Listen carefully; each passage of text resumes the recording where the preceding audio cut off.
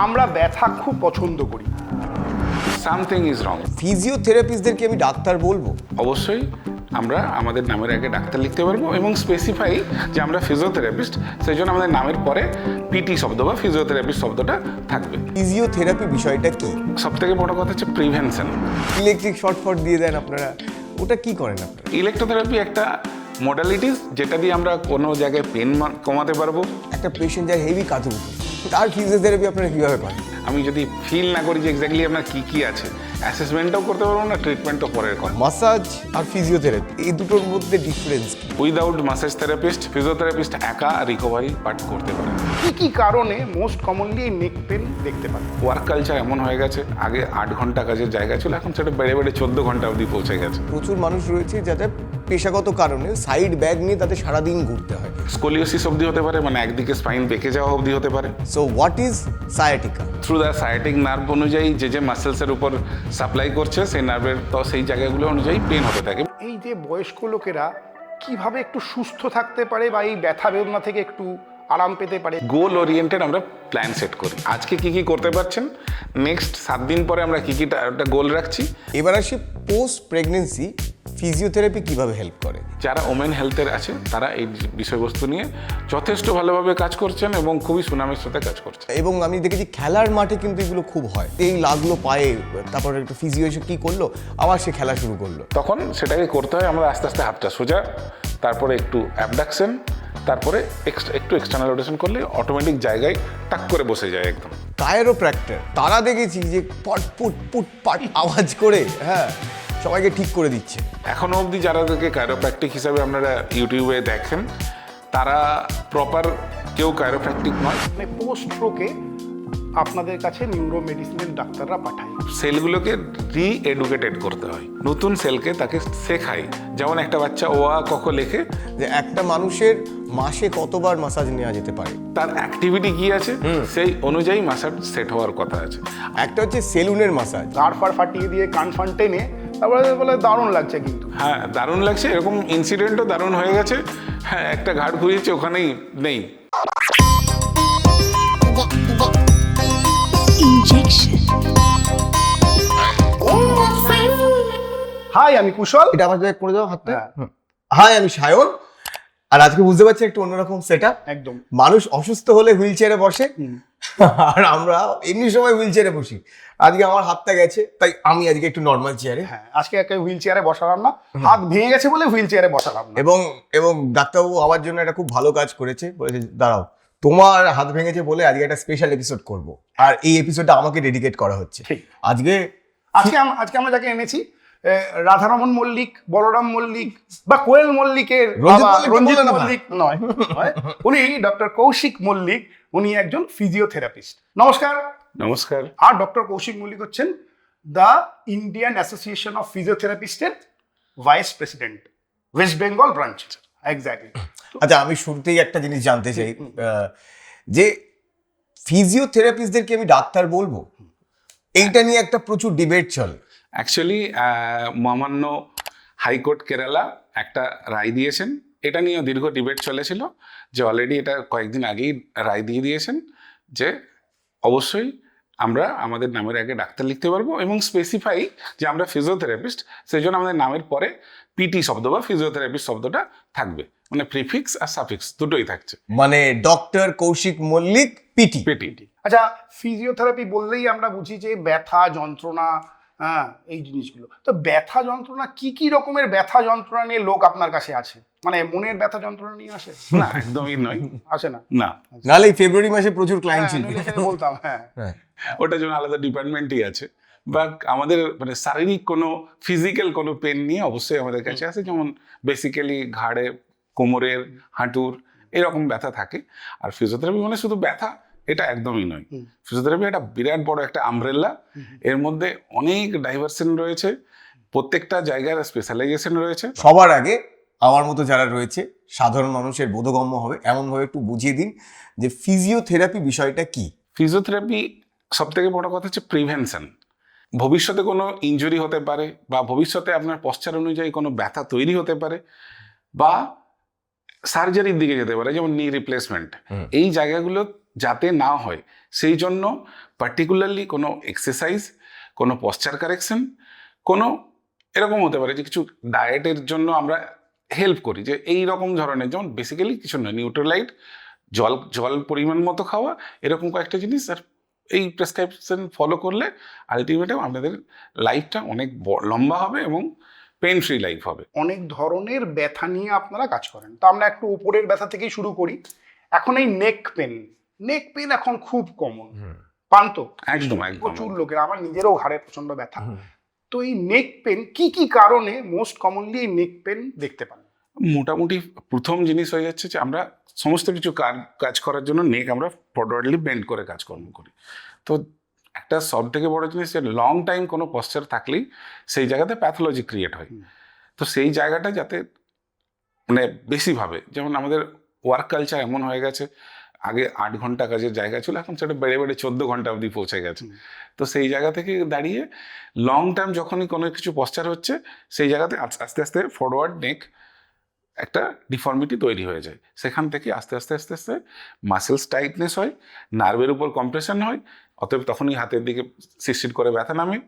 এরকমভাবে নেকের পেনটা তৈরি হয়। এবার আমাদের কাজের জায়গা থেকে আসছে যে আমরা প্রথমে অ্যাসেস করি সবার আগে যে কি হয়েছে, বা একদম তার জন্য কিছু ফিজিক্যালি একটা টেস্ট করি। তারপরে যদি দরকার হয় কিছু রেডিওলজিক্যাল টেস্ট করি, যেমন একটা সিম্পল এক্স-রে করি। তার থেকে দেখে আমরা বুঝতে পারি যে এরকম একটা কিছু হয়েছে, সেই অনুযায়ী আমরা পারফেক্ট প্রোটোকল সেট করে তার জন্য এক্সারসাইজ প্রোটোকল, ইলেকট্রোথেরাপি প্রোটোকল আমরা চলে যাই। আচ্ছা, এই যে আমি যেটা নিয়ে রেখেছি, ধরেন এই যে আমার কাঁধের ওপর চাপ পড়ছে, তো এরকম যে প্রচুর মানুষ রয়েছে যাদের পেশাগত কারণে সাইড ব্যাগ নিয়ে তাদের সারাদিন ঘুরতে হয়, ঘুরে ঘুরে কাজ করতে, এবং ব্যাগটা যথেষ্ট ওজন। হ্যাঁ, তো এইরকম ভাবে যারা সাইডে ব্যাগ নেয়, হ্যাঁ, এক পাশে ব্যাগ নেয় মহিলাদের ক্ষেত্রে, এবং ভারী ব্যাগ নেয় বিশেষ করে, তো তাদের কি কি সমস্যা হতে পারে?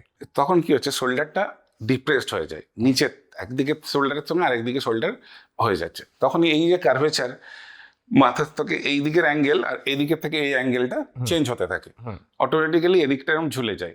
তখনই কি হচ্ছে, স্পাইনাল কার্ভেচার একটা ডিফর্মিটি তৈরি হয়। এই যখনই এইগুলো স্ট্রাকচারাল চেঞ্জেস হচ্ছে, সঙ্গে সঙ্গে মাসেলস, সঙ্গে সঙ্গে তার সারাউন্ডিং টিস্যু স্ট্রাকচার, এগুলো আস্তে আস্তে চেঞ্জ হতে থাকে। এটা যদি লং টাইম আমরা করতে থাকি, তখনই প্যাথোলজি তৈরি হয়, তখনই সমস্যা তৈরি হয়। কি কি সমস্যা হতে পারে এর থেকে? স্কোলিওসিস অবধি হতে পারে, মানে একদিকে স্পাইন বেঁকে যাওয়া অবধি হতে পারে। ওকে।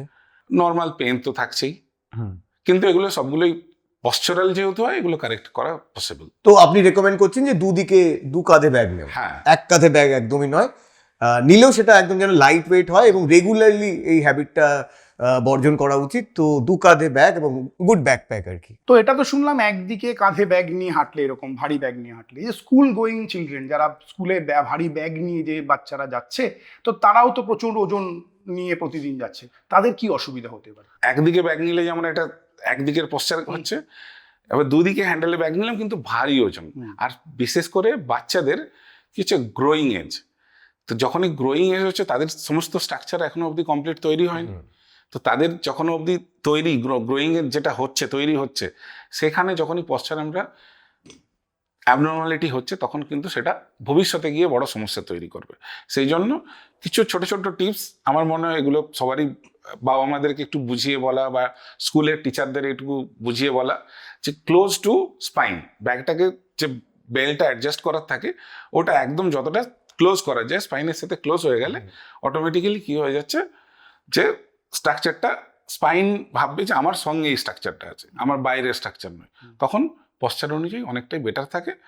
কিন্তু সত্যিকারের বাচ্চাদের স্কুলের ব্যাগ ওজন কম হওয়া উচিত। আপনি এক্ষুনি বললেন যে এরকম নিচু হয়ে, এই যে ঝুঁকে পড়ে লিনিং পশ্চারে এই যে মোবাইল ফোন দেখা, বা ধরুন অনেকক্ষণ ধরে কেউ বই পড়ছে, এটা তো ঠিক আছে। কিন্তু এখন আমরা দেখি যে যারা এই আইটি বা যে কোনো কর্পোরেট ডেস্ক জবে যারা আছে, তারা অনেকক্ষণ, অনেক ঘন্টা ধরে এরকম মাথা নিচু করে এই কাজ করে যাচ্ছে, তাদের তো নেক পেন খুব কমন, তারা কি করবে?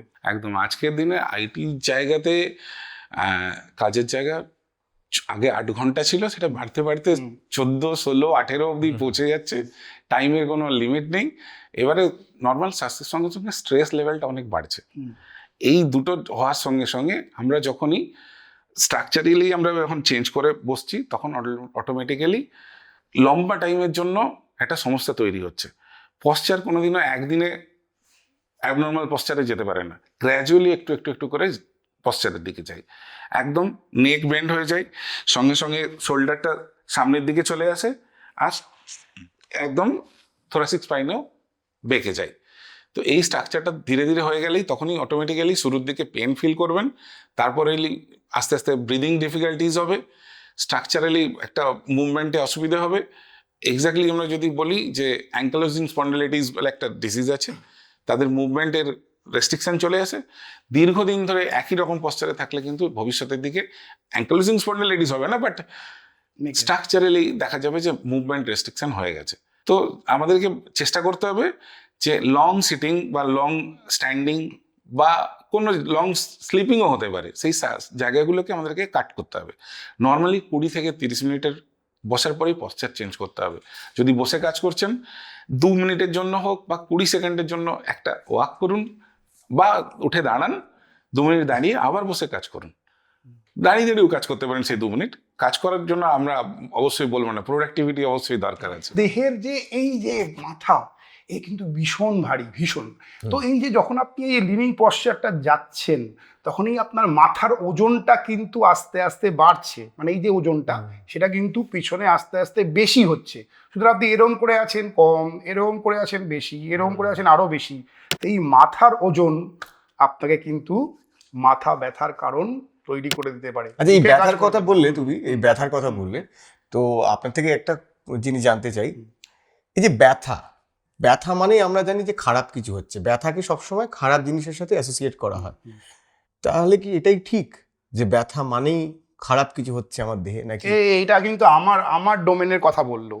আমরা ব্যথা খুব পছন্দ করি, হ্যাঁ, শুনে প্রচন্ড বিরক্তি হয়, পেশেন্ট বলছে কিরকম ডাক্তার ব্যথা। আপনারাও নিশ্চয়ই বলেন যে হ্যাঁ, কিন্তু অদ্ভুত জিনিস, ব্যথা কেউ ভালোবাসে। কিন্তু ইয়েস, আমরা ডেন্টাল সার্জনরাও ব্যথা ভালোবাসে। কেন না, ব্যথা হলেই তবেই পেশেন্ট কিন্তু আসবে, এবং তার যদি তাড়াতাড়ি ব্যথা হয় সে তাড়াতাড়ি আসবে এবং তার ট্রিটমেন্টটা সে শুরু করবে। আপনি কি বলেন, বলুন। একদম ঠিক কথা, আপনার কথার সঙ্গে আমি একদম বলবো। ব্যথা হচ্ছে একদম অ্যালার্মিং সাইন। ব্যথা আপনাকে বলছে যে সামথিং ওখানে কিছু ভুল জিনিস হচ্ছে। সেটা প্যাথোফিজিওলজি হতে পারে বা সেটা অন্য অনেক কিছু জিনিসই হতে পারে। তো অবশ্যই যখন ব্যথা হচ্ছে, ফার্স্ট আপনাকে প্ল্যান করতে হবে যে সামথিং ইজ রং। যদি দেখেন আপনি লং টাইম শুয়ে আছেন, তখনও দেখবেন যে ব্যথা হলো, তার মানে আপনার যখন এই যে পশ্চার চেঞ্জ করতে হবে। সেই জন্যই ব্যথা সবসময় ভালো জিনিস। ব্যথা হলেই একদম কনসাল্ট একদম করুন যে কোনো ডাক্তারবাবুর সঙ্গে, যে কী সমস্যা হচ্ছে। যদি সেটা স্ট্রাকচারাল মানে কোনো লিম্ব ওরিয়েন্টেড, হাত পা স্পাইন ওরিয়েন্টেড হয়, তখন আমাদের কাছে ফিজিওথেরাপিস্টের কাছেও আপনারা ডিরেক্টলি অ্যাপ্রোচ করতে পারেন। আমরা সেটার অনুযায়ী প্রয়োজনীয় অ্যাসেস করে আমরা প্রয়োজনীয় ব্যবস্থা নিতে পারবো। আচ্ছা, ব্যায়াম ট্যায়াম নিয়ে আমরা পরে বিস্তারিত আলোচনা তো করবোই, আমরা ফিজিওথেরাপি এতে গভীরে ঢুকবো, কিন্তু তার আগে একটুখানি জীবের ব্যায়াম। একদম একদম, আমাদের জীবের ব্যায়াম সব সময় ফার্স্ট প্রায়োরিটি পায়। ফার্স্ট জীবের ব্যায়াম, দাঁতের ব্যায়াম দিচ্ছি, আর ব্যায়ামের মাল মশলা আমরা দিচ্ছি যাতে উনি ভালো করে দাঁতের ব্যায়াম, জীবের ব্যায়াম করতে পারেন। একদম, শালিমারের তরফ থেকে রয়েছে এই গিফট হ্যাম্পার আপনার জন্য। Thank you. তো এর মধ্যে তো সমস্ত রান্নাঘরের সামগ্রী রয়েছে একদম জীবের ব্যায়ামের জন্য, এবং তার সাথে রয়েছে শালিমারের আইকনিক নারকেল তেল। আর একটা আমাদের হ্যাবিট হচ্ছে, বিশেষ করে ছেলেদের, মানি ব্যাগটা ব্যাক পকেটে রাখা এবং রেখে বসা। এর থেকে কি কি সমস্যা হয়? হিপ হাইকিং, একদম একদিকে যখন মানি ব্যাগ একদম দুদিকে রাখি না, একদিকেই রাখি। একদিকে হলে একদিকের হিপটা উপরে থাকছে, অটোমেটিক্যালি স্ট্রাকচারালি চেঞ্জ হচ্ছে, পেলভিক ফ্লোর মাসেলসের পরিবর্তন হচ্ছে। লং টাইম যেহেতু আমরা সারা সকালবেলা আমরা অফিস যাওয়ার আগে ব্যাগে পকেটে মানি ব্যাগটা ঢোকাই, আবার রাত্রে ফিরে বের করি। তো এটা যদি দীর্ঘদিন চলতে থাকে তখন অটোমেটিক্যালি একদিকের হিপটা উপরে হয়ে যাবে, একদিকের হিপটা নিচে হয়ে যাবে। এর থেকে লো ব্যাক পেন হতে পারে। সায়াটিকা বলে একটা বিষয়বস্তু আছে, ওটা তৈরি হওয়ার চান্সেস আছে। তো আপনি যখন বললেন, so what is sciatica? Sciatica হচ্ছে একটা পেন যেটা থ্রু দ্য সায়াটিক নার্ভ অনুযায়ী যে মাসেলসের উপর সাপ্লাই করছে, সেই নার্ভের তো সেই জায়গাগুলো অনুযায়ী পেন হতে থাকে। বিশেষ করে যেমন থ্রু আউট দ্য একদিকের পায়ের দিকে, যেমন একদম সেটা হতে পারে থাই, কাফ হয়ে টিল একদম পায়ের বুড়ো আঙুল অবধি আসতে পারে ব্যথা। তো এটা দিয়ে পেশেন্ট প্রথম কমপ্লেন করে যে পাটা অবশ হয়ে যাচ্ছে, পাটা ঝিনঝিন করে ব্যথা করছে। যদি মানে কখনোই একটু 2 থেকে 3 মিনিটের বেশি হাঁটছি, তারপরে ব্যথা শুরু হয়ে যায়। কেউ আবার বলেন যে বেশিক্ষণ বসে থাকার পরে ব্যথা শুরু হয়ে যায়। এগুলো এক একটা আলাদা আলাদা প্যাথোলজি আছে, সেগুলোর জন্য আমরা প্রপারলি আগে অ্যাসেস করি। তো ফিজিওথেরাপিতে এই সায়াটিক নার্ভের যে পেনটা, সেটা কি করে আপনারা ম্যানেজ করেন? নার্ভের উপর কম্প্রেশন হচ্ছে, সেটা অনেক জায়গায় হতে পারে। সেটা যদি স্পাইনের জায়গায় হয় তাহলে পিআইভিডি বা প্রোল্যাপস ইন্টারভার্টিব্রাল ডিস্ক, সেখান থেকে নার্ভের উপর কম্প্রেশন হলো, সেখান থেকে এলো। ইন মেবি কখনো মানি ব্যাগ নিয়ে যে কোশ্চেনটা আসছিল, সেখানের জন্য একটা পাওয়া যায়। বাট যদি মানি ব্যাগের যে কম্প্রেশনের জন্য যে পেন আসছে, তাহলে কিন্তু সেটা লম্বা টাইমের জন্য নয়, সেটা ইজিলি যখনই আপনি উঠে দাঁড়িয়ে যাচ্ছেন রিলিজ হয়ে যাবে, তখন আর পেনটা থাকছে না। কিন্তু যদি সেটা পিআইভিডি হয়, তখন কিন্তু এটা যতক্ষণ না নার্ভের উপর কম্প্রেশনটা কমানো যাচ্ছে, সেটা স্ট্রাকচারালি চেঞ্জ করার জন্য অনেক সময় সার্জিক্যাল ইন্টারভেনশন করতে হয়। বেশিরভাগ সময়ই সার্জিক্যাল ছাড়া পশ্চার কারেকশন করে তার এক্স্যাক্টলি কিছু সাপোর্টিভ সিস্টেম কিছু দিনের জন্য, বেল্ট যদি একটু দিলাম, ঠান্ডা গরমে সেক কিছু দেওয়া হলো, সেগুলো দিয়ে একটা রিলিফ আসা যায়। এক্সারসাইজ প্রোটোকল তৈরি করা হয়, পার্টিকুলার নিউরাল স্ট্রেচিং বলা হয়, নার্ভের নিউরাল স্ট্রেচিং করে কখনো আবার কিছু ইলেকট্রোথেরাপি অ্যাড অন করা হয়, যেটা পেন কমানোর জন্য আবার মাসেল স্ট্রেংথেনিং এর জন্য ইউজ করা হয়। তো যে ফিজিওথেরাপিতে এই ম্যানুয়াল থেরাপি বা ইলেকট্রোথেরাপি এগুলো আমরা শুনে থাকি, তো এই ব্যাপারটা একটু বলুন যে ম্যানুয়াল থেরাপি কি, ইলেকট্রোথেরাপি, তার মধ্যে কি কি জিনিস আছে? ফিজিওথেরাপির মধ্যে সব থেকে বড় ভূমিকা হচ্ছে হাত। ফিজিওথেরাপিস্টদের হাত হচ্ছে আলটিমেটাম কথা বলে। যদি আপনার নেক পেন হয়, আমি অ্যাজ এ স্পোর্টস ফিজিওথেরাপিস্ট আমাদের কাছে সব থেকে খুব হ্যান্ডস অন হতে হয়। সেজন্য হাত দিয়ে আমরা যে কোনো থেরাপি যেটা ডেলিভার করব, সেটা হচ্ছে ম্যানুয়াল থেরাপি। এর মধ্যে আছে ম্যানিপুলেশন হতে পারে, মোবিলাইজেশন হতে পারে, সফট টিস্যু রিলিজ হতে পারে, আরও অনেক কিছু জিনিস আছে। এছাড়াও ইলেকট্রোথেরাপি, যেটা আমাদের পেইন ম্যানেজমেন্টের জন্য ভালো কাজ করে। পেন ম্যানেজমেন্ট ছাড়াও কিছু সাউন্ড ওয়েভ আমরা ইউজ করি, সেটা আলট্রাসাউন্ড দিয়ে হতে পারে, শক ওয়েভ ডায়াথেরাপি দিয়ে ইউজ হতে পারে। তাছাড়াও আমরা কিছু লাইট ইউজ করি, যেমন লেজার, ক্লাস 4 লেজার ইউজ করি, কোল্ড লেজার, যেখানে আমাদের ইনফ্লামেশন কমানোর জন্য খুব হেল্প করে। ইভিন কিছু জিনিস আছে ইলেকট্রোথেরাপিতে ভালো হেল্প করে, ইউভি রেডিয়েশন, যেটা ইনফেকশন কমানোর জন্য ভালো কাজ করে। এরকম ইলেকট্রোথেরাপিও খুব ভালো আমাদের কাজ করে। সব থেকে বড় পার্ট এক্সারসাইজ থেরাপি। আপনি শুরুতেই বললেন যে হাত খুব গুরুত্বপূর্ণ একটা জিনিস এবং হাতটা বডির বিভিন্ন প্রেশার পয়েন্ট জায়গা বুঝে সেটা দ্বারা ট্রিটমেন্ট হয়। তো আপনাদের ট্রেনিংটা কিভাবে হয় হ্যান্ড টু বডি? সো এর প্র্যাকটিক্যাল ট্রেনিং আপনাদের কিভাবে হয়? আগে 4.5 বছর ছিল, এখন 5 বছরের একটা প্রপার মেডিকেল কোর্স। 4 বছর তো এটা পড়াশুনো করতে হয়, তারপরে 1 বছরের ম্যান্ডেটারি ইন্টার্নশিপ করতে হয়। এবং এটা এই বছর থেকে সেম জয়েন্ট এন্ট্রান্স, যেটা কমন নিট বলে, যেটা এমবিবিএস ডাক্তারবাবুদের পড়াশোনার জন্য যে এন্ট্রান্স দিয়ে আসতে হয়, ফিজিওথেরাপিস্টদেরকেও সেম এন্ট্রান্স দিয়ে ভর্তি হতে হবে। তো আমি এবার আসি প্র্যাকটিক্যাল পার্টটায়, অর্থাৎ আপনারা তো ওষুধ দেন না, তো আপনাদের কাজটা পুরোটাই প্র্যাকটিক্যাল, বডি অ্যালাইনমেন্ট করা, মাসেলকে বোঝা, প্রেশার পয়েন্টগুলোকে বোঝা, নার্ভকে বোঝা। তো এটা তো অবশ্যই আপনি যত দেহ টাচ করবেন এবং বিভিন্ন পোর্শনগুলো টাচ করবেন, তো তত আপনি ডিটেলে জানতে পারবেন। তো আপনাদের এই ট্রেনিংটা কিভাবে? একদমই শুরু থেকে অ্যানাটমিতে যেমন ক্লিনিক্যাল ক্লাস রয়েছে, সেরকম প্র্যাকটিক্যাল ক্লাস আমাদেরকে ডিরেক্টলি ক্যাটাভারের উপরে, মানে মৃতদেহের উপরে প্রত্যেকটা মাসেলসকে জানতে হয়, কোথা থেকে শুরু হচ্ছে, কোথায় শেষ হচ্ছে, মাসেলের কোন জায়গাটায় বাল্ক বড় হচ্ছে, কোন জায়গা থেকে নার্ভস প্লেস করে আসছে। মৃতদেহকে আপনারা টিপে টিপে দেখেন? মৃতদেহ কাটা হয়, ডিসেকশন। ওকে ওকে ওকে। ডাইসেকশন করে একদম অ্যানাটমি সম্বন্ধে আমাদের নলেজ তৈরি করা হয়। এরপরে আসছে ফিজিওলজির পার্ট। ফিজিওলজিতে আমরা জানি যে তার কি কি বডিতে ফিজিওলজিক্যাল চেঞ্জেস হচ্ছে, একটা টিস্যুজ একটা যে ফ্লেকশন হচ্ছে তার জন্য কি কি চেঞ্জেস হচ্ছে, কোন কেমিক্যাল এসে গিয়ে তারপরে নিউরোস্টিমুলেটর অ্যাক্টিভেটেড হলো, মাসেলস তারপরে মুভমেন্ট করলো, এক্স্যাক্টলি সেম জিনিস। এরপরে আসছেন যেটা আপনার সব থেকে ট্রিকি কোশ্চেন, যে আপনারা কি সোজাসুজি পেশেন্টের উপর অ্যাপ্লাই করছেন না আর কোথাও গিয়ে অ্যাপ্লাই করছেন?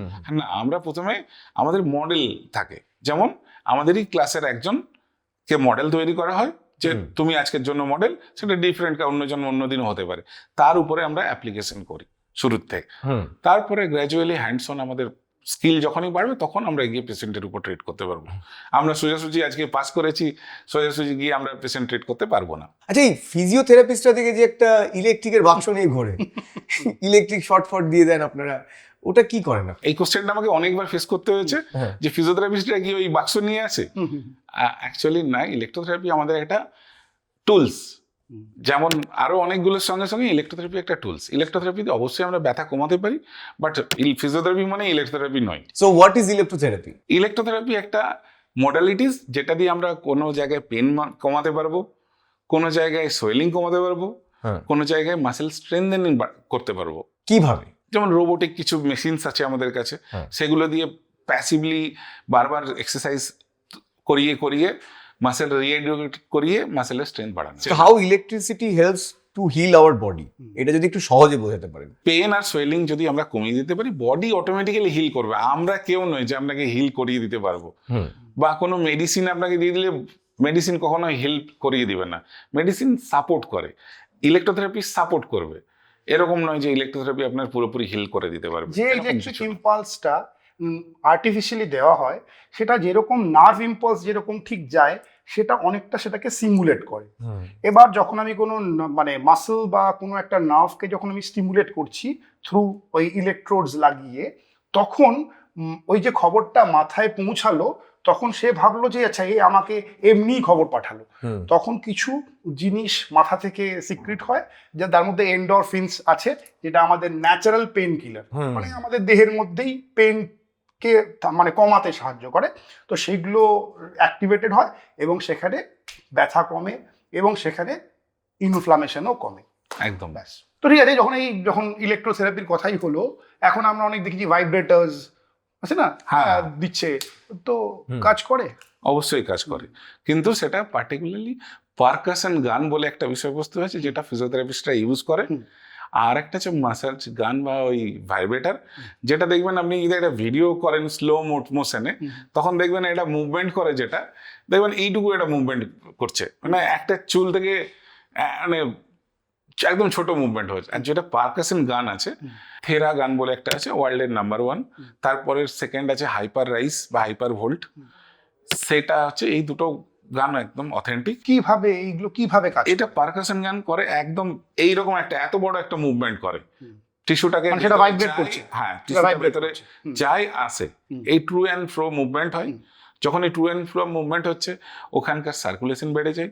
সার্কুলেশন বেড়ে গেলে অবভিয়াসলি অক্সিজেন মানে যখনই বেড়ে যাচ্ছে, হিলিং প্রসেস বেড়ে যাবে, নিউট্রিশন বেড়ে যাচ্ছে, অটোমেটিক্যালি ব্যথার জায়গাটা কমবে, স্টিফনেস, মেনলি স্টিফনেসটা কমবে। এই যে আপনারা যখন মাসাজ দেন বা ওই ম্যানুয়াল ফিজিওথেরাপি করেন, ধরেন একটা পেশেন্ট যার হেভি কাতুকুতু, তার ফিজিওথেরাপি আপনারা কিভাবে করেন? একটু সেন্সিটিভ স্কিন যাদের, তারা মানে অ্যাকচুয়ালি টাচ করলে একটা সেন্সেশন হয় যেটা কাতুকুতু লাগে।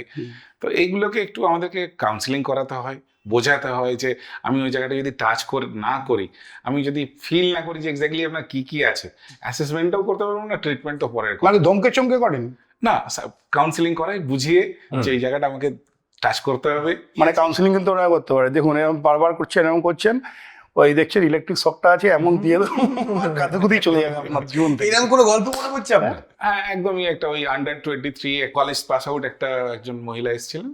তার ক্ষেত্রে তার যেমন নেকে পেইন ছিল। এবার নেকে পেইন আমরা বেসিক্যালি আমরা যদি মুভমেন্ট রেস্ট্রিকশন, মুভমেন্ট কতটা হচ্ছে না আমরা চেক না করতে পারি, সেক্ষেত্রে আমরা ট্রিটমেন্ট কি করে করবো? তো তাকে বোঝালাম, হাতে আস্তে আস্তে যখন মাথায় হাত টাচ করলাম, তারপরে শোল্ডারে আরেকটা হাত রাখলাম, বেসিক্যালি একটা স্ট্রেচিং এর দিকে গেলাম, তখন উনি বুঝতে পারলেন যে না, ব্যাপারটা ওই জায়গায় নয়, হাসি মজার ব্যাপারটা নয়, এটা ক্লিনিক্যালি এটা আমাদেরকে দেখতে হবে। তখন অ্যাসেসমেন্ট করতে দিলেন এবং ট্রিটমেন্ট তো ফলোড বাই হয়েই গেল, কোনো অসুবিধা নেই। তো এই বয়স্ক লোকেদের ব্যাপারে আসি, যাদের এই মানে পেন, স্টিফনেস, মুভমেন্ট রেস্ট্রিকশন সবসময় পান, তো এই যে বয়স্ক লোকেরা কিভাবে একটু সুস্থ থাকতে পারে বা এই ব্যথা বেদনা থেকে একটু আরাম পেতে পারে, নিজেই বাড়িতে একটু ফিজিওথেরাপি করে নিজেই? বয়স্ক লোকেদের নিডসটা সব থেকে বুঝতে হবে। নিডসটা অনেক কম, মানে আমরা যেটা ভাবতেই পারি না, যে আমরা কমন মানুষ হাঁটাচলা করব, এটা নিয়ে কোনো ভাবনা চিন্তার দরকার আছে কি? এরকম তো কোনো দরকার নেই। কিন্তু বয়স্ক মানুষদের ওই হাঁটাচলা যে স্বাভাবিকভাবে করব, ওটাই একটা কমপ্লিকেশন হয়ে যায়। সেই জন্যই যে গোল ওরিয়েন্টেড আমরা প্ল্যান সেট করি। যেমন কাদের হচ্ছে পার্কিনসনিজম বলে একটা ডিজিজ আছে, যে ক্ষেত্রে কি স্লো মুভমেন্ট হয়ে যায় বা রিপিটেডলি ট্রমার একটা মুভমেন্ট হতে থাকে, হাত কাঁপা, পা কাঁপা, এগুলো একটা ট্রেমর একটা পাওয়া যায়। সেই ক্ষেত্রে তাদেরকে মুভমেন্ট ওরিয়েন্টেড, গেট ট্রেনিং, একদম মানে একটা পারফেক্ট একটা প্ল্যান তৈরি করা হয় আগে অ্যাসেসমেন্ট অনুযায়ী, যে তার আজকে কি কি করতে পারছেন, নেক্সট 7 দিন পরে আমরা কি কি একটা গোল রাখছি, নেক্সট 1 মাস পরে এটা, নেক্সট 3 মাস পরে এটা।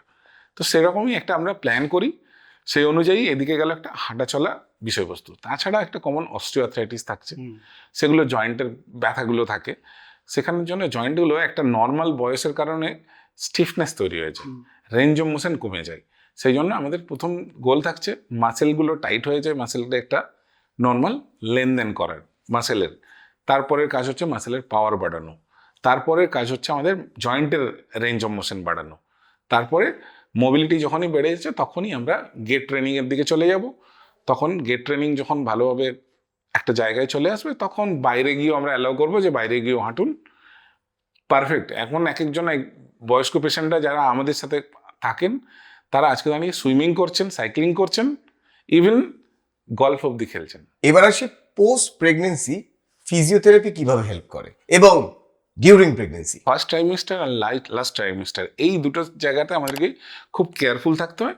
বাকি যে মাঝখানের যেটা আরও মানে 2 মাস বা 3 মাসের যেটা থাকছে, সেই জায়গাটা নিয়ে খুব একটা বেশি প্রবলেমের জায়গা থাকে না। সেই যেরকম একটা আমরা পারফেক্ট ওর জন্য প্ল্যানিং করি যে ফার্স্ট ট্রাইমেস্টারে এই এক্সারসাইজ ডুজ আর ডোন্টটা আমরা খুব ভালো করে ফলো করতে হবে। এই এক্সারসাইজ করা যাবে, এই এক্সারসাইজ করা যাবে না। সেম লাস্ট ট্রাইমেস্টারের ক্ষেত্রেও থাকছে। বাট মাঝখানে ওটার সময় আমরা বলি না যে ওই সময় জিম ট্রেনিংয়ের দিকে যান, ওয়েট স্ট্রেন্থেনিংয়ে মানে ওয়েট ট্রেনিংয়ের দিকে যান। ওজন ওঠানো ছাড়া বাকি এক্সারসাইজগুলো আমরা প্ল্যান করি। এবারে বলি যে কি হচ্ছে এক্স্যাক্টলি, কেন ফিজিওথেরাপিস্টের দরকার হয়ে যাচ্ছে। যখনই লাস্ট ট্রাইমেস্টারের আসছে, শেষের 4 to 6 উইকস লিগামেন্টগুলো ল্যাক্সিটি হতে থাকে, কারণ বাচ্চাটাকে ন্যাচারাল ডেলিভারির জন্য, সার্জিক্যাল নয়, ন্যাচারাল ডেলিভারির জন্য স্পেস দিতে হবে। তখনই লিগামেন্টগুলো ল্যাক্সিটি হবে, জয়েন্টের স্পেস বাড়বে, হিপের সাইজ বেড়ে যাওয়া। যেহেতু স্ট্রাকচারালি মা ক্যারি করছে বেবিকে, স্পাইনও অনেকটা কার্ভেচার অনেক বেড়ে যায়। এবারে আফটার ডেলিভারি, এই তো গেল প্রি ডেলিভারি, এবারে পোস্ট ডেলিভারিতে গিয়ে এই স্ট্রাকচারগুলোকে আবার আগের জায়গায় ফেরত আসতে হবে। নর্মাল ফিজিওলজি আমাদেরকে ফেরত নিয়ে আসে, বাট আমরা সেই সময় কি হচ্ছে কিছু পশ্চার মেনটেন করতে পারে না মারা, কারণ যেহেতু বেবি ফিডিং করার জন্য। তো বেবি ফিডিং করানো, আর বেবিরা সব থেকে দিনের বেলা ঘুমোয়, রাত্রেবেলা জেগে থাকে। তো মায়ের প্রপার রেস্ট হচ্ছে না, মানে প্রপার রিকভারি হচ্ছে না, প্লাস হচ্ছে স্ট্রেনাস অ্যাক্টিভিটি চলতে থাকে। সেই জন্যই পার্টিকুলারলি বিশেষ করে pelvic floor muscle strengthening, gluteus maximus, এই কতগুলো মাসেলস আছে, রেকটাস অ্যাবডোমিনিস মাসেল, এগুলোকে একটু এক্সারসাইজ করতেই হয়, না হলে প্রপার আগের শেপে আসতে পারে না। যেমন অভিনেত্রী বা যারা মডেলে কাজ করেন, তাদের বেবি হওয়ার পরে রীতিমতো আফটার 6 মান্থ আগের জায়গায় ট্রিম হয়ে চলে আসে। কিভাবে আসে? কারণ তারা প্রপার একদম ফিজিওথেরাপিস্টের সঙ্গে, যারা স্পেশালাইজেশন এখানে ওমেন হেলথ নিয়ে, আমাকে যদি বলেন আমি অত হেল্প করতে পারবো না, আমি কারণ অর্থোপেডিক্সের লোক। যারা ওমেন হেলথের আছে তারা এই বিষয়বস্তু নিয়ে যথেষ্ট ভালোভাবে কাজ করছেন এবং খুবই সুনামের সাথে কাজ করছেন। ইনজেকশন পডকাস্টে আজকে ফিজিওথেরাপির প্রথম এপিসোড, তাই এই পর্বে আমরা ডিপ ডাইভ করছি না, ওভারঅল ফিজিওথেরাপিকে আমরা বোঝানোর চেষ্টা করছি। মানে বই থেকে আমরা 1 নম্বর 2 নম্বর 3 নম্বর পাতাটাই উল্টাবো, ভিতরের পাতাগুলো আমরা পড়ে আসবো। রাইট। এক্ষেত্রে খুব গুরুত্বপূর্ণ একটা প্রশ্ন আপনাদের সবার মনেই আসে, আমার মতো যারা রয়েছেন, মাসাজ আর ফিজিওথেরাপি, এই দুটোর মধ্যে ডিফারেন্স কি? ফিজিওথেরাপির একটা পার্ট মাসাজ আছে, স্পোর্টস মাসাজ আমাদের ভীষণ ইম্পর্টেন্ট জিনিস। উইদাউট মাসাজ থেরাপিস্ট, ফিজিওথেরাপিস্ট একা রিকভারি পার্ট করতে পারেন না। তো মাসাজ খুবই দরকারি, বাট ফিজিওথেরাপিস্ট আর মাসাজ থেরাপিস্ট দুটো ডিফারেন্টলি, টোটালি আলাদা, পড়াশুনো আলাদা। মাসাজ থেরাপিস্টদের জন্য বেসিক কিছু অ্যানাটমিক্যাল নলেজ দেওয়া হয়। কি অ্যানাটমিক্যাল নলেজ, মানে এগুলো একটু বিস্তারিত বলুন। বোনস কি কি আছে, কোথায় কি বোনসের আছে, মাসেলস কি কি আছে, মানে বড় একটা, আমরা যেমন কি মানে এক একটা গ্রুপ অফ মাসেল নিয়ে আমরা খুব একটা বেশি কাজের থেকেও স্পেসিফিক মাসেল নিয়ে আমরা কাজ করি। আচ্ছা, ওখানে মাসাজ থেরাপিস্টরা গ্রুপ অফ মাসেল নিয়ে, যেমন ধরুন হিপ ফ্লেক্সার, নি ফ্লেক্সার, এরকম কিছু জিনিস নিয়ে ওরা নলেজেবল। বাট আমাদের ক্ষেত্রে সেটা যেহেতু আমরা পারফেক্ট একটা মাসেলস নিয়ে আমাদেরকে কাজ করতেই হবে, না হলে কিন্তু আমরা কোনোদিন একটা পশ্চার কারেকশন করতেই পারবো না। সেই জন্য মাসাজ থেরাপিস্টদের মাসাজের পার্টটাকে চলছে, কোনখানে ডিপ ফ্রিকশন দেবে না ওই কেরালার ক্যালোরি মাসাজ দেবে বা কি আছে, ওইগুলো নিয়ে ওনারা জানেন। ওগুলো নিয়ে আমাদের অতটা নলেজ নেই, বাট আমরা ওনাদের হেল্প অবশ্যই নিই। আচ্ছা, অনেককে দেখেছি যে একটা মাসাজের প্রতি একটা ভালোবাসা থাকে, যে আজকে এতে চলে গেল, কালকে সেলুনে চলে গেল, যে একটা মানুষের মাসে কতবার মাসাজ নেওয়া যেতে পারে, মানে ওভারডোজ অফ মাসাজ কি ক্ষতি করতে পারে? হ্যাঁ, ওভারডোজ অফ মাসাজ ক্ষতি করতে বলে সোরনেস তৈরি করে দেয়। সেটা কি?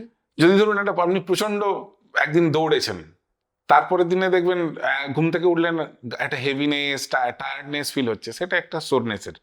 বা একটা জিনিস আমরা আইএসটিএম করি, একটা দেখবেন লোহার একটা স্টিলের একটা প্লেট থাকে, সেটা নিয়ে আস্তে আস্তে রাব করি, সেখানে দেখবেন একটা রেডনেস হয়, একটা পেন তৈরি হয়। আমরা একটা ব্যথা সারাতে এসেছিলাম, আবার একটা ফিজিওথেরাপিস্ট আরেকটা ব্যথা তৈরি করে দিয়েছে, সেটা অ্যাকচুয়ালি সোরনেসের রিকভারি খুবই তাড়াতাড়ি পসিবল। সেগুলো একটু আইসিং করা, এগুলো কতগুলো কমন জিনিস আছে, আমরা যখনই কিছু অ্যাপ্লাই করি সেটা বলে দিই যে এগুলো করবেন, সোরনেসটা চলে যাবে। সেই জন্যই মাসাজ যখনই করবেন, কার শরীরে করা হচ্ছে, তার অ্যাক্টিভিটি কি আছে, সেই অনুযায়ী মাসাজ সেট হওয়ার কথা আছে। একটা হচ্ছে সেলুনের মাসাজ, খুব ঘাড় ফাড় ফাটিয়ে দিচ্ছে, কান ফান ধরে টেনে ফেলে দিচ্ছে, পিঠ ফিট ফাটিয়ে দিচ্ছে, হেভি লাগে, সবাই গিয়ে নিই আমরা। আরেকটা হচ্ছে বাবুঘাট স্পেশাল, ওখানে আদতে মাসাজ করে নাকি কেলায়, আমি বুঝতে পারিনি। তো হাফু আর ফুলু আছে কিন্তু। তো আপনি আমাকে বলুন যে এই যে মাসাজগুলো, এইটা কত বিপজ্জনক হতে পারে? দেখুন, এক নম্বর কথা, আমরা আমাদের শরীর নিয়ে এক্সপেরিমেন্ট কেন করতে যাবো, সব থেকে বড় কোশ্চেন। আমার শরীর প্রাইস আমার কাছেই অনেক গুরুত্বপূর্ণ। একজন কোনো আনকোয়ালিফাইড, আননলেজেবল কারো হাতে যদি আমার শরীরকে দিই, সেটা নিয়ে খেলাই হবে, আর কিছু তো হবে না। কিন্তু প্রত্যেকে গিয়ে কিন্তু সেলুনে অনেক লোককেই দেখেছি চুল ফুল কাটার পরে তারপরে একটা হালকা করে ওই দিয়ে গাড় ফাড় ফাটিয়ে দিয়ে কান ফান টেনে তারপরে বলে দারুণ লাগছে কিন্তু। হ্যাঁ, দারুণ লাগছে, এরকম ইনসিডেন্টও দারুণ হয়ে গেছে।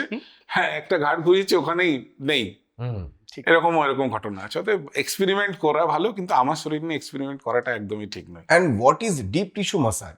ডিপ টিস্যু মাসাজ হচ্ছে যেটা টিস্যুর স্কিনের বেশ কয়েকটা লেয়ার আছে, তার নিচে মাসেলস আছে, মাসেলসের উপরে যদি কিছু কাজ করতে হয়, যেটা থ্রু আউট দ্য ফিঙ্গার, তখন সেটাকে ডিপ টিস্যু মাসাজের জায়গাতে বলা হচ্ছে। যে আপনি এক্ষুনি বললেন যে আপনি ফিজিওথেরাপি, কিন্তু আপনি অর্থোপেডিক্সেরই ম্যাক্সিমাম কাজ করেন।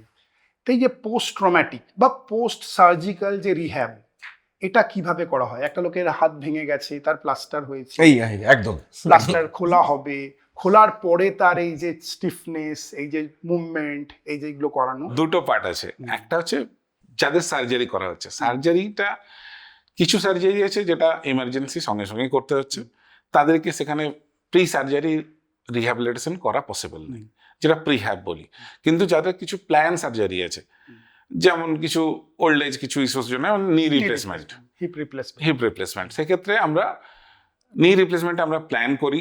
বিশেষ করে কোয়াড্রিসেপস মাসেলের স্ট্রেংথেনিং যতটা ভালো থাকবে, নি সার্জারির পরে আফটার রিকভারি অনেক ফাস্টার হবে এবং অনেক তাড়াতাড়ি উনি একদম নর্মাল হাঁটতে পারবেন। সেই জন্য প্রি সার্জারি রিহ্যাবিলিটেশন একটা থাকছে, আপনার আসবে পোস্ট সার্জারি রিহ্যাবিলিটেশন। যেহেতু এটা আফটার ফ্র্যাকচার ইমোবিলাইজ আছে, এটা মেবি 3 weeks to 6 weeks, কারো কারো ক্ষেত্রে 8 weeks অবধি রাখা হয়। যদি দেখা যায় 3 weeks এর ক্ষেত্রে অতটা জয়েন্ট রেস্ট্রিকশন আসে না কম বয়স্কদের জন্য, আপনার জন্য। কিন্তু এটাই যদি একটু যারা বয়স্ক থাকবে তাদের জন্য এটা রেস্ট্রিকশন চলে আসে। তখনই আমাদের গোল ওরিয়েন্টেড হয় যে রেঞ্জ অফ মোশন আমাদেরকে আগের জায়গায় রিস্টোর করতে হবে, মাসেল লেন্থ আমাদেরকে ফিরিয়ে আনতে হবে, আর সঙ্গে মাসেল স্ট্রেংথ বাড়াতে হবে। এই হচ্ছে আমাদের গোল। সেই গোল ওরিয়েন্টেড এক একজন মানুষের জন্য ইন্ডিভিজুয়ালি আমরা প্ল্যান করতে পারবো। আপনি যেটা বললেন যে সার্জিক্যাল কেস, যেটা হচ্ছে হাত ভেঙে গেছে ইমার্জেন্সি, আর এটা হচ্ছে প্ল্যান সার্জারি। তো দুটোর ক্ষেত্রেই বলি যে এই যে এতদিন ধরে ইমোবিলাইজ করে রাখা আছে, তারপরে যখন আপনি আবার যখন এই পুরো এই হাত নাড়ানো, হাত তোলা সবকিছু আনবেন, তখন ব্যথা দেন আপনারা। এই পোস্ট এই সার্জিক্যাল রিহ্যাবিলিটেশনে সবার একটা বলে থাকে এই যে ফিজিওথেরাপিস্ট আসবে, এসে আমায় খুব ব্যথা দেবে, এটা শুধু ব্যথা দেয়। তো এই ব্যথাটা কতটা দরকার ঠিক হওয়ার জন্য? সেখানে হচ্ছে কি, আমরা যখনই একটা ইমোবিলাইজ ছিল, মোবিলিটি বাড়ানোর জন্য 3টে বেসিক জিনিস আমাদেরকে করতে হয়। একটা হচ্ছে জয়েন্টের মোবিলিটি বাড়ানোর জন্য যে সারাউন্ডিং বোনসগুলো যেগুলো আছে তার মোবিলাইজেশন করতে হয়। সেটা মোবিলাইজেশন করার জন্য আগে টিস্যুটাকে, মানে আমাদের সারাউন্ডিং যে মাসেলস আছে, ফ্লেক্সার গ্রুপ, এক্সটেন্সার গ্রুপ, যে গ্রুপগুলো আছে, সেই মাসেল গ্রুপগুলোকে আগে রিলিজ করতে হয়। যেহেতু একটা মাসেল একই পশ্চারে ছিল, তার লেনদেন আর হচ্ছে না, তখন আমাদের কি হচ্ছে, আইসোমেট্রিক এক্সারসাইজ, যেটা আমাদের সব থেকে বড় পেন কিলার, আইসোমেট্রিক এক্সারসাইজ করিয়ে একটা তার মোবিলিটি বাড়ানো যায়, তার জয়েন্ট, তার মাসেলটার লেন্থ বাড়ানো কমানো পসিবল। তারপরে আমরা যাচ্ছি যে কিছু হিট মডালিটিস দেওয়া হয় যাতে জয়েন্ট মোবিলাইজেশন করতে একটু ইজিলি হয়, মানে জয়েন্টটা একটু সফটেন হয়ে যায়। তারপরে গ্র্যাজুয়ালি অ্যাকচুয়ালি পেশেন্টের কন্ডিশন অনুযায়ী যে কতটা degree permissible range of motion বলে একটা বিষয়বস্তু আছে, যে আজকে দাঁড়িয়ে আমি একদিনে পা সোজা করার চেষ্টা করলে একদমই সেটা আনসাইন্টিফিক হবে এবং খারাপ হওয়ার চান্সেসই বেশি আছে।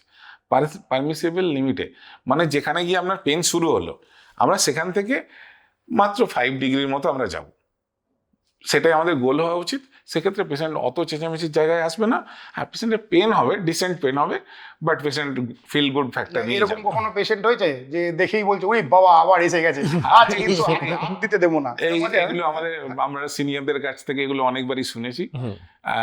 আজকের দিনে ওটা অতটা হয় না, কারণ সবাই জানে যে কিভাবে ফিল গুড ফ্যাক্টরটাকে অনেক বেশি ইমপ্রুভ করতে হয়। তারপরে যখন হাত দিয়ে কাজ করতে পারছে বা যখন একদম দিয়ে হাঁটতে পারছে, একদম তখন সে পেশেন্টকে খুশি হয়। মোটিভেশন যদি আমরা করতে পারি, ওই স্ট্রেচিং পেনটুকু কোনো ফ্যাক্টর না, তখন কি ব্যথা ভুলে গিয়ে রাধারমন মল্লিক, বলরাম মল্লিকের মিষ্টি খাওয়ায়? অবশ্যই। আমাদের সাথে একটা ফিজিওথেরাপিস্টের সঙ্গে পেশেন্ট রিলেশনটা খুব একটা ভালো একটা হেলদি রিলেশন হয়ে যায়, কারণ এরকম নয় যে আমরা একদিনে পেশেন্টকে ঠিক করে দিতে পারি, এরকম ব্যাপারটা তো অনেক সময় হয় না। তো পেশেন্টের ওই ফিল গুড ফ্যাক্টরটাকে আমরা অনেক বেশি এনহান্স করে দিই, সেই জন্য পেশেন্টের সঙ্গে এটা খুব ভালো রিলেশন আমাদের সবসময় থাকে। আচ্ছা, ডিসলোকেশন মানে হাড় সরে যাওয়া বা এদিক ওদিক হয়ে যাওয়া, তো সেই ডিসলোকেশন অফ বোনস কি সার্জারি ছাড়া ফিজিওথেরাপির মাধ্যমে ফিক্স করা সম্ভব? এবং আমি দেখেছি খেলার মাঠে কিন্তু এগুলো খুব হয়, যে অনেকে দেখেছি যে এই লাগলো পায়ে, তারপর একটা ফিজিও এসে কি করলো, আবার সে খেলা শুরু করলো। তো এইটা একটুখানি বুঝিয়ে বলুন। খুবই কমন এটা থাকে শোল্ডারের। হ্যাঁ। আমরা মানে যারা স্পোর্টস ফিজিওথেরাপিস্ট, তাদের এই কাজটা একদম অবশ্যই জানতে হয়। এটা মানে যাতে আমরা যদি জয়েন্টটাকে সঙ্গে সঙ্গে রিলোকেট করে দিতে পারি, এটাতে পেন 1 নম্বর বাড়ে না, স্ট্রাকচারাল মানে ক্ষতির চান্সটা অনেকটা কম থাকে। শুধু লিগামেন্টের এটা ইনজুরি হয়, অনেক সময় লিগামেন্ট ছিঁড়ে যায়, কিন্তু বাকি সারাউন্ডিং স্ট্রাকচারগুলো তখনও অবধি অ্যালার্মিং হয় না, যার জন্য সেই বাকি সারাউন্ডিং স্ট্রাকচারগুলো অতটা ক্ষতিকারক কিছু জায়গায় তৈরি হয় না। বাড়িতেও এটা করা সম্ভব, একটা ছোট্ট স্কিল, এমন কোনো বিষয়বস্তু নয়, সবাই এটা বাড়িতেও করতে পারে। এটা একটু জেনে রাখাই ভালো হয়। নর্মালি হাতটা এইভাবে থাকে, তখন ডিসলোকেশন হয়ে যায়, বেশিরভাগ ক্ষেত্রেই পোস্টেরিয়র নিচের দিকে ডিসলোকেশন হয়ে যায়, তখন সেটাকে করতে হয় আমরা আস্তে আস্তে হাতটা সোজা, তারপরে একটু অ্যাবডাকশন, তারপরে একটু এক্সটার্নাল রোটেশন করলে অটোমেটিক জায়গায় টাক করে বসে যায় একদম। একটা স্পোর্টস ফিজিওথেরাপি খুব ভালো একটা কথা বলি, এটা আমাদের মানে শুনেছিলাম, এবং ছোটবেলায় যখন ছিলাম 2007-এ যখন পাস করে বেরিয়েই কাজ শুরু করি, তো আমাদের কাছে টোটাল 3 মিনিট হাতে থাকে স্পোর্টস ফিজিওথেরাপিস্টের কাছে, সেখানে 30 সেকেন্ড ডায়াগনোসিসের সময় থাকে, আর 2.5 মিনিটস থাকে তাকে ট্রিট করতে হয়। এটা ওই জন্য স্পোর্টস ফিজিওথেরাপিস্টরা অনেক বেশি ফাস্টার এবং অনেক বেশি নলেজেবল, যার জন্য তারা ওটা খুব তাড়াতাড়ি করতে পারে। ওই জন্য ডিসলোকেশনটা তাদের কাছে খুবই ছোট পার্ট, এবং তাদেরকে এটা অবশ্যই করতে হয়। প্রত্যেক স্পোর্টস ফিজিওথেরাপিস্টের লাইফে কেউ 100 কেউ 200 ডিসলোকেশন রিকভার করেছে। আচ্ছা, এই ডিসলোকেশনের কথা বললেন, কায়রোপ্র্যাক্টর তারা দেখেছি যে পট পুট পুট পাট আওয়াজ করে সবাইকে ঠিক করে দিচ্ছেন, সব হাড় ফাড় অ্যালাইনমেন্ট ফিক্স করে দিচ্ছেন। আর একটা খুব দুঃখের ব্যাপার, এরকম একটা ট্রেনিং যেভাবে প্রচার পাচ্ছে ভিউজের জন্য, মডেল হায়ার করে সামহাও খুব সেক্সুয়াল সুড়সুড়ি দিয়ে এটাকে প্রমোট করা, তো এইটাকে আপনারা কিভাবে দেখেন? সবার আগে আপনি বুঝিয়ে বলুন যে কায়রোপ্র্যাক্টর এবং ফিজিওথেরাপিস্ট এই দুজনের মধ্যে ডিফারেন্সটা কি? একদম খুবই আজকের দিনের অনুযায়ী একদম খুবই প্রয়োজনীয় কোশ্চেন। আর আমি একজন অ্যাসোসিয়েশনের একজন মেম্বার হয়ে অ্যাসোসিয়েশনকে রিপ্রেজেন্ট করি, এটা আমার ক্লারিফিকেশন করার খুব দরকার। দ্বিতীয় কথা হচ্ছে যে আমার মতো যারা রয়েছে সাধারণ মানুষ, তাদের কাছে না এটা খুব মিসকমিউনিকেটেড হচ্ছে। দুটো তো একটা জিনিস, এটা হচ্ছে সোশ্যাল মিডিয়া কিভাবে রিপ্রেজেন্ট, লোকের কাছে দর্শনীয় কিভাবে করে তোলা, আর ট্রিটমেন্ট পার্ট, এটা অবশ্যই মানে ঠিক জিনিস দেখানো হচ্ছে না। এটা একদম আমি আপনাকে পরিষ্কারভাবে বলতে পারি, এবং এটা আমরা অ্যাসোসিয়েশনগতভাবে অনেকভাবেই অনেক অপোজ করা হয়েছে যে ভিজুয়ালি যেটা করা হয় এটা মেডিকেল সায়েন্স কখনোই এটাকে প্রমোট করে না। ওই রকম একটা জিনিস দেখানো হয় কারণ আমরা দেখি, আমরা যদি না দেখি তাহলে ওই জিনিসটা দেখানো হবে না। ঠিক। তো সেই কিছু কোথাও না কনজিউমারের জায়গাটা চলেই আসছে। ওই জায়গাটা নিয়ে বোধহয় আমাদের আলোচনা করে লাভ নেই। তার থেকে কাইরোপ্র্যাকটিক কি, কাইরোপ্র্যাকটিক একটা ম্যানুয়াল থেরাপি যেটার সমস্ত কিছু ফিজিওথেরাপিস্টের মধ্যে পড়ানো হয়, ফিজিওথেরাপি সাবজেক্টের মধ্যেই আছে। যারা মাস্টার ডিগ্রি অর্থোপেডিক্সের উপর করছে, যারা ম্যানুয়াল থেরাপি স্পেশালাইজেশন করছেন, তারা সমস্ত কিছু এই মেটল্যান্ড, মুলিগান সমস্ত কিছু এর মধ্যে আছে, যেখানে কাইরোপ্র্যাকটিকরা যেগুলো করে। এবারে হ্যাঁ, কাইরোপ্র্যাকটিক ডিরেক্টলি ইন্ডিয়াতে এই ডিওয়াই পাটেল ইউনিভার্সিটিতে এই সবে পড়ানো শুরু হচ্ছে। এখনও অবধি যারাদেরকে কাইরোপ্র্যাকটিক হিসাবে আপনারা ইউটিউবে দেখেন, তারা প্রপার কেউ কাইরোপ্র্যাকটিক নয়। আগে বেসিক তাদের ডিগ্রি ফিজিওথেরাপিস্ট আছে, তারা ফিজিওথেরাপির পরে একটা কাইরোপ্র্যাকটিকের ডিপ্লোমা কোর্স করেন, যেটা 1 থেকে বছর থেকে 2 বছরের হয়। বিদেশে গিয়ে পড়াশুনো করে আসেন, তারপরে তারা কাইরোপ্র্যাকটিক প্র্যাকটিস করেন। এবারে আওয়াজটা, হ্যাঁ কাইরোপ্র্যাকটিকের আওয়াজ হলে আমাদের একটা ফিল গুড ফ্যাক্টরটা ভালো হয়, কিন্তু কারেকশন করার জন্য আওয়াজ দরকার নেই। যদি আওয়াজ আপনার হয় সেটা খারাপ, আওয়াজ যদি না হয় তার মানে আপনার স্ট্রাকচার ঠিকই আছে। মানে আমি এমন ভিডিও দেখেছি বলছে যে স্পাইন অ্যালাইনমেন্ট বিগড়ে গেছে, মানে যেটা একমাত্র সার্জারি অপশন ছিল। তো ওইসব সার্জিক্যাল বিষয় নাকি কাইরোপ্র্যাক্টরটা ঠিক করে দিচ্ছে। কাইরোপ্র্যাকটিক দিয়ে একদমই সার্জারি প্রিভেন্ট করা যায় না। হ্যাঁ, কি হয়েছে, একটা ছোট্ট গ্রেড 1 আছে, সেটা আপনি পশ্চার কারেকশন করুন, এক্সারসাইজ করুন, উইদাউট কাইরোপ্র্যাকটিকও আপনার, উইদাউট সার্জারি, উইদাউট কাইরোপ্র্যাকটিক আপনার ঠিক হয়ে যাবেন। মানে গ্রেড 3 আছে ইনজুরি, যেখানে কম্প্রেশন ম্যান্ডেটারি, নিউরোলজিক্যাল সিমটমস এসে গেছে, সেখানে উইদাউট সার্জারি কাইরোপ্র্যাকটিক দিয়ে পসিবল না। স্কোলিওসিস ঠিক করা যায়? হ্যাঁ, যেটা পশ্চারাল স্কোলিওসিস সেটা অবশ্যই করা যায়, সেখানে কাইরোপ্র্যাকটিক কেন, ফিজিওথেরাপিস্টও ঠিক করতে পারে।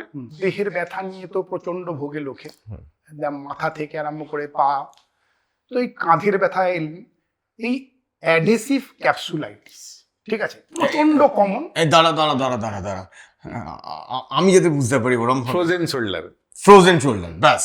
তো এই যে ফ্রোজেন শোল্ডার, এই যে জমে যাওয়া যে কাঁধ, এই জমে যাওয়া কাঁধকে কি করে গলান আপনার? হাতের যে পুরো রেঞ্জ অফ মোশন সেটা উইদাউট পেন হয় না, একটা জায়গার পরে গিয়ে আটকে যায়। বেসিক্যালি এরকম একটা জায়গায় গিয়ে দেখা গেল আটকে গেছে, কারো 90 ডিগ্রি পরে উপরে উঠছে না, সেটা হয়। সেই জন্য একটা কতগুলো অ্যাগ্রাভেটিং ফ্যাক্টর থাকে। সুগার একটা মেজর অ্যাগ্রাভেটিং ফ্যাক্টর। আর একটা যদি পশ্চারগতভাবে কেউ ওই দিকে পাশ ফিরে শুতে পছন্দ করেন, গল্পের বই পড়া বা এরকম কিছু, তাদের ক্ষেত্রে এটা নর্মালি হয়। তাছাড়া কিছু ইনজুরি হয় যার জন্য পরের দিকে সেটা ফ্রোজেন শোল্ডারে কনভার্টেড হয়। এখান থেকে করার জন্য কি করণীয়? এক্সারসাইজ, সিম্পল কয়েকটা এক্সারসাইজ। শুয়ে থাকুন বিছানাতে, সোজা হয়ে শুয়ে একটা কিছু আগে শুরুর দিকে হাতটা উপরে নিয়ে যান, যখন এর বেশি যাচ্ছে না অন্য হাত দিয়ে সাপোর্ট দিয়ে আস্তে আস্তে তোলার চেষ্টা করুন। যখন দেখলেন অ্যাবাভ 90 ডিগ্রি চলে গেছে, যখন আমরা মধ্যাকর্ষণ শক্তিটাকে যদি আমরা কাজে লাগাই, তখন একটা ছোট্ট জলের বোতল হাতে নেব, 90 ডিগ্রি উপরে অ্যাবাভ যখন গেছে এটা রেখে দিন, দিয়ে ছেড়ে দিন, একদম বডি রিল্যাক্স রাখুন। পেন হবে ঠিকই, অটোমেটিক্যালি আস্তে আস্তে আস্তে আস্তে চলে আসবে। তো এর জন্য ডিরেক্টলি ফিজিওথেরাপিস্টের কাছে যেতেই হবে, মেডিসিন আপনাকে খেতেই হবে, এরকম কোনো ব্যাপার নেই। কতদিন লাগে একটা ফ্রোজেন শোল্ডার সার? এটা কন্ডিশনের উপর ডিপেন্ড করে, বাট যদি স্কিল হ্যান্ডের কাছে যান, মেবি 3 দিনে আমরা ফ্রোজেন শোল্ডার পুরো আগের জায়গায় রিকভার করতে পারি। আর একটা খুব গুরুত্বপূর্ণ, সেটা হচ্ছে লিগামেন্ট ইনজুরি। হ্যাঁ, এবং ফুটবলারদের প্রায় হয় ACL, TR, এইগুলো একটু বুঝিয়ে বলুন না, এগুলো কি? একদম মানে স্পোর্টস পার্সনদের একদম খুব কমন ইনজুরি। পায়ের ক্ষেত্রে, হাঁটুর ক্ষেত্রে ACL লিগামেন্ট ইনজুরি। তো এখানে 3টে গ্রেড আছে, গ্রেড 1, গ্রেড 2, গ্রেড 3। গ্রেড 3তে আমাদের কিছু করার থাকে না, ডিরেক্টলি সার্জিক্যালের জন্য যেতে হয়। সেই জন্য প্রি সার্জারি রিহ্যাব কিছু আমরা প্রোটোকল ফলো করি। তো পোস্ট সার্জারির জন্য পোস্ট সার্জারি রিহ্যাব করি। পার্টিকুলারলি তার জন্য আমরা একটা টাইম ফ্রেম অনুযায়ী এতদিনে আমরা এই জিনিসগুলো গোল সেট করে রাখি, সেই অনুযায়ী আমরা করি। আর রিটার্ন টু প্লে মোটামুটি 6 থেকে 8 মাসের মধ্যে আমরা রিটার্ন টু প্লে হতে পারি। এরপরে গ্রেড 1 আর গ্রেড 2 নিয়ে ভীষণ একটা বিষয়বস্তু। গ্রেড 1 তো কোনো অসুবিধা নেই, আমরা মোটামুটি 3 উইক্সের মধ্যে পেশেন্টকে রিকভার করে আগের জায়গায় রিটার্ন টু প্লে করে দিতে পারি। গ্রেড 2 হচ্ছে আমাদের সব থেকে চ্যালেঞ্জিং জায়গা, যেখানে সার্জারিতে যাব কি উইদাউট সার্জারি রিকভারি করব। এইখানে আমরা একটা চেষ্টা করি যারা খুব একদম এলিট অ্যাথলেটস তাদের নিয়ে চেষ্টা করার জায়গাটা খুব কম থাকে। তো সেখানের ক্ষেত্রে আমরা ডিরেক্টলি একজন সার্জন, একজন ফিজিওথেরাপিস্ট বসে ডিসাইড করে এই জিনিসগুলো আমরা করছি, এই করছি। 3 days 7 days আমরা রিকভারি করার চেষ্টা করি যে কি ঠিকঠাক যেন যাচ্ছে, তাহলে আমরা রিহ্যাব কন্টিনিউ করি, নাহলে সার্জারির দিকে চলে যাই। কোমরে ব্যথা খুব জেনারিক, বয়সকালে বা বসে আরে বয়স হয়েছে তো কোমরে খুব ব্যথা, স্প্রে বা বিভিন্ন মলম এটা দিলে ঠান্ডা ঠান্ডা লাগে, তো সেটা দিলে নাকি ব্যথা সেরে যায়, সেটা কি আদৌ সারে নাকি ব্যথাটা ব্যথার জায়গায় থাকে? ব্যথাটা ব্যথার জায়গায় থাকে, কিন্তু সঙ্গে সঙ্গে যেহেতু একটা সেন্সেশন চেঞ্জ হচ্ছে, ঠান্ডা, কোথাও গরম, কোথাও একটা বার্নিং সেন্সেশন, এইটা যখনই হচ্ছে যে পেন মডিউলেশনটা হয়ে যায়, আসল ব্যথাটা আমাদেরকে অতটা বুঝতে পারি না, কিন্তু এর একটা স্কিনের উপরে যেটা সেন্সিটিভ একটা চলে, সেই জন্য তৎক্ষণিকের মধ্যে মনে হয় যে আমি হ্যাঁ অনেকটা ঠিক আছি, বাট ব্যথার জায়গাটা ব্যথার জায়গায় থাকে। কোমরে ব্যথার কারণ কি? একই পশ্চারে অনেকক্ষণ বসে থাকা, অ্যাকচুয়ালি কোর মাসেলের যে স্ট্রেনথেন দরকার সেই মাসেলের স্ট্রেংথ থাকে না, পাইরিফর্মিস মাসেলটা খুব টাইট হয়ে যায়, গ্লুটিয়াস ম্যাক্সিমাসের উইকনেস হয়, হ্যামস্ট্রিং আর কাপ মাসেলের লেন্থ কমে যায় বা টাইটনেস হয়ে যায়, এর থেকেই কোমরের ব্যথা খুব কমন। তো কমনলি কি কোর মাসেল স্ট্রং করতে কি কি এক্সারসাইজ করতে পারি স্ট্রেনথেন করতে?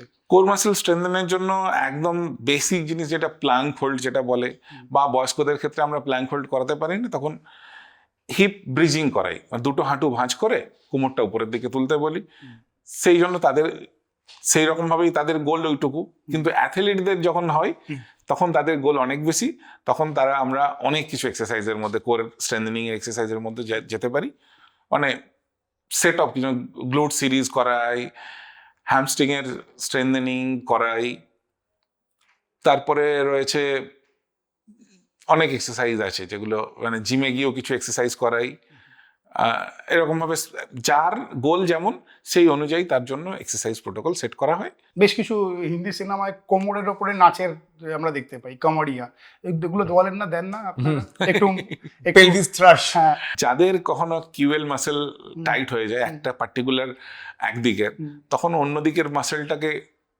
মানে যেদিকে মাসেলটা টাইট হয়ে গেছে ওই দিকটা বেন্ড করা হয়। ধরুন আমার লেফট সাইডের গেছে, তখন আমি অটোমেটিক্যালি একটা লেফট সাইড থেকে রাইট সাইডের দিকে বেন্ড করে আমরা স্ট্রেচিং দিই।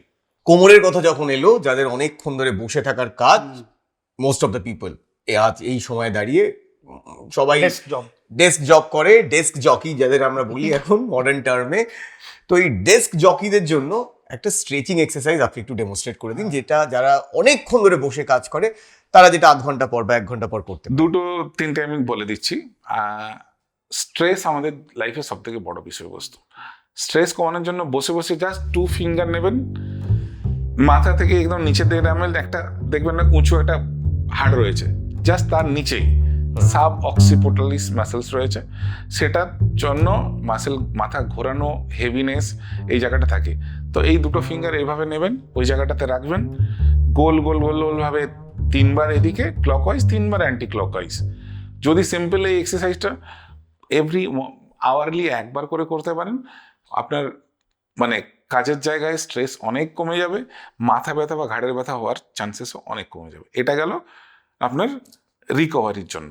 আর হচ্ছে স্ট্রেচিং, কমন একটা স্ট্রেচিং, কিছুক্ষণ বসে থাকার পরেই, মানে প্রত্যেক ঘন্টায় যদি করতে পারি তাহলে সেই জন্য একবার এদিকে টেনে 30 সেকেন্ড হোল্ড করব, আবার চেঞ্জ করে এদিকে মাথা ঘুরিয়ে 30 সেকেন্ড হোল্ড করব। এটা গেল প্রত্যেক ঘন্টায় ঘন্টায়। দেখুন আমি এখন করলাম লেফট সাইডে স্ট্রেচিং, 1 ঘন্টা পরে রাইট সাইডে। ওকে, প্রত্যেক 20 মিনিটসে আমরা যেটা করব, নর্মাল আমরা বেসিক কিছু স্ট্রেচিং, হাত আস্তে আস্তে উপরের দিকে তুললাম, শোল্ডারটাকে পিছনের দিকে নিয়ে গেলাম, দাঁড়িয়ে একটা ওয়ার্কআউট আছে সেটাও দেখবো। হাত দুটোকে আস্তে আস্তে পিছনে, দুটো হাত ধরবো, হাতটা আস্তে আস্তে যতটা আমরা এক্সটেন্ড করতে পারি সেটা করার চেষ্টা করব। সাইমালটেনিয়াসলি একই সাথে আমাদেরকে মাথাটাকে আস্তে আস্তে পিছনের দিকে যতটা এক্সটেন্ড করতে পারবো। বেসিক্যালি একসাথে শুরু করব, হাত আর মাথা পিছনের দিকে যাওয়া, যতটা এক্সটেন্ড করতে পারবো নিয়ে গেলাম, হোল্ড করব 30 সেকেন্ডের জন্য, তারপরে আস্তে আস্তে আস্তে আস্তে রিলিজ করে দিন। এটা প্রত্যেক ঘন্টাতে 1বার করে করতে পারলে খুব ভালো হয়। তো দৈনন্দিন জীবনে প্রচুর ভুল করে থাকি আমরা, ব্যথাকে নিজেই নিয়ে আসি। ধরুন বেঁকে এরকম বসে আছেন, আমি এতক্ষণ ছিলাম এরকম করে বেঁকেছিলাম, বসেছিলাম। অনেকে আবার আছে এরকম পা তুলে অনেকক্ষণ বসে থাকেন, অনেকে আছেন এরকম করে ঝুঁকে বসে থাকেন, অনেকে আছেন এরকম করে থাকেন।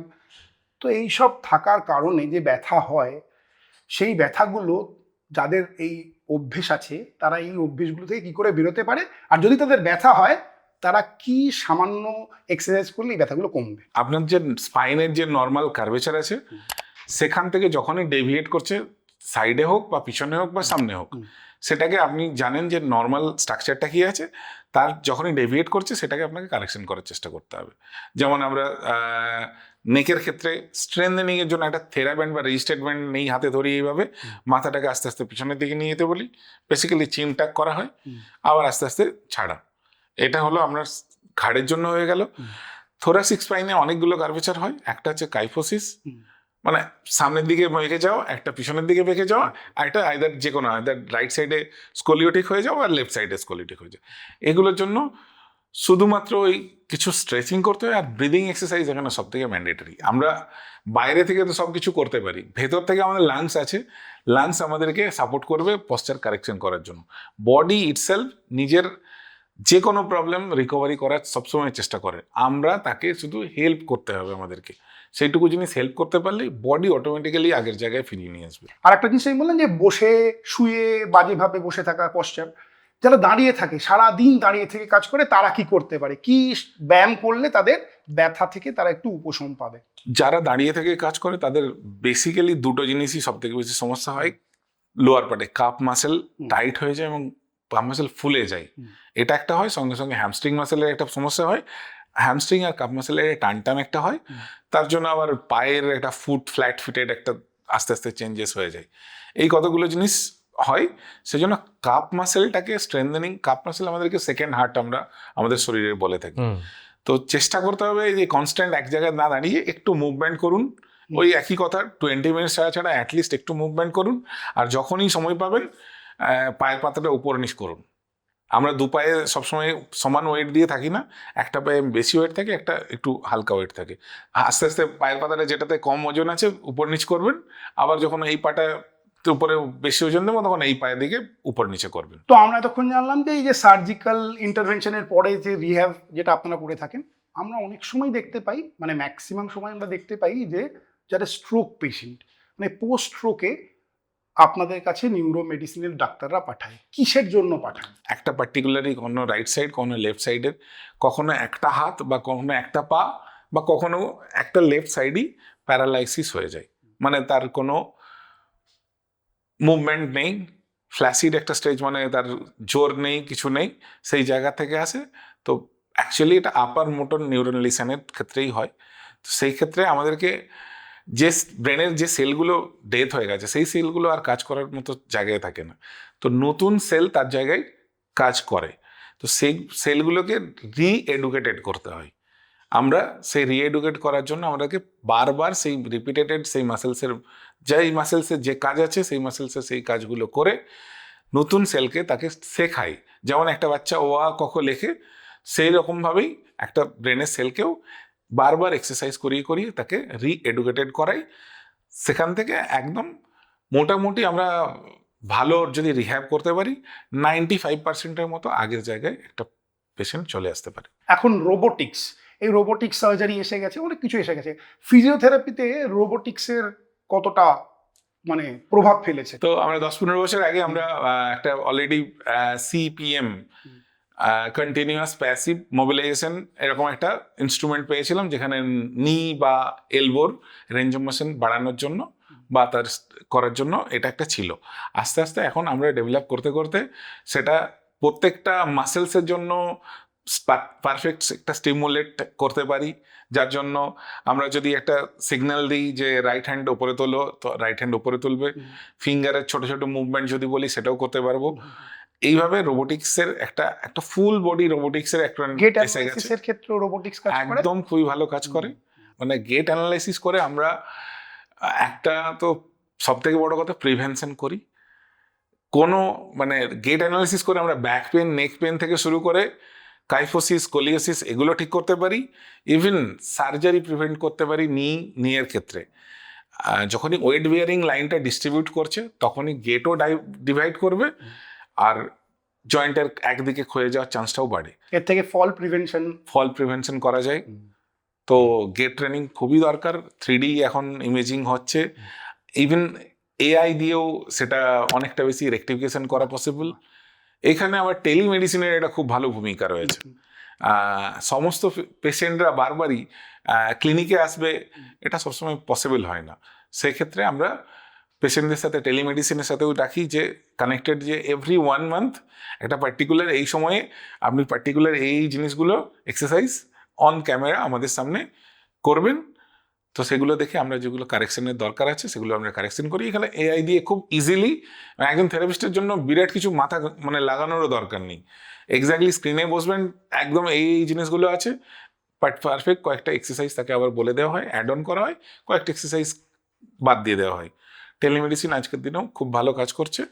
ফিজিওথেরাপি আগের দিনে টেকনোলজি সঙ্গে অ্যানালাইসিস সঙ্গে তাদের হাতের স্কিল এই দিয়ে যথেষ্ট ভালোভাবে যাবে। Thank you so much, thank you so much. আমরা দারুণ লাগলো। চাই যে ফিজিওথেরাপি আরো উন্নত হোক, এবং এই যে এই সমস্ত যে প্লাস্টার করে ঘুরে বেড়াতে হচ্ছে, ওগুলো আপনারা আরো তাড়াতাড়ি ঠিক করে দিতে পারেন। আর আমি তো প্লাস্টার কাটার পর আপনার কাছে যাচ্ছি রিহ্যাবিলিটেশনের জন্য, যেটা নিয়ে আমরা আলোচনা করলাম যে কতটা গুরুত্বপূর্ণ রিহ্যাবিলিটেশন এই পোস্ট ট্রমাটিক সময়। আজকে ফিজিওথেরাপি নিয়ে আমরা প্রথম পর্ব করলাম, তাই আমরা খুব বেশি গভীরে গেলাম না। ফিজিওথেরাপির ABCD এইসব নিয়ে আলোচনা করলাম, এবং এই A নিয়ে গভীরে যাওয়া, B নিয়ে গভীরে যাওয়া, C নিয়ে গভীরে যাওয়া, এগুলো আমরা করবো একদম স্পোর্টস ফিজিও, সেটা তো আমরা একদমই ছুঁয়ে গেলাম না। রূপঙ্করদাকে আনবো তো, গভীরে যাও, আরো গভীরে যাও। ও আমার মনে হয় জিভে ফিজিওথেরাপি। ও আচ্ছা, ঠিক আছে। না জিভ বলতে মনে পড়লো যে আমরা ধন্যবাদ জানাচ্ছি আমাদের গিফট পার্টনার শালিমারকে এত সুন্দর গিফট স্পন্সর করার জন্য। এবং কারণ ওই খাবার দাবারের ব্যাপার না, আরে খাওয়া আর আপনারাও, আমাদের প্রচুর খিদে বেড়ে গেছে বুঝলেন তো, আপনারা একটুখানি আমাদের একটু খাবার দিন না, মানে সাবস্ক্রাইব করুন, আরো লাইক করুন, আরো শেয়ার করুন, হ্যাঁ একটু লিখুন না, একটু লিখুন। সবচেয়ে গুরুত্বপূর্ণ, কি খারাপ লাগুক জানতে চান, ভালো আরো লাগুক, কি জানতে চান আপনারা কমেন্ট করে জানান। আর আপনারা যেটাও জানান যে আর কোন কোন বিষয় নিয়ে আপনারা চান যে আমরা নতুন নতুন পর্ব নিয়ে আসি। তাহলে এখান থেকেই টাটা বাই বাই বলছি, আমি সায়ন, আমি কুশল। ফিরবো অন্য কোনো পর্বে অন্য কোনো ইনজেকশন নিয়ে। ততক্ষণ আপনারা সুস্থ থাকুন, যাতে ডাক্তারবাবুদের কাছে আপনাকে যেতে না হয় যদি এইরকম হয়। যদি অসুস্থ হন তাহলে নিজে ডাক্তারি করবেন, ও নিজে পড়েনি কিন্তু, হ্যাঁ ডাক্তারি পড়িয়ে দিয়েছে কিন্তু। একদম। টাটা। টাটা।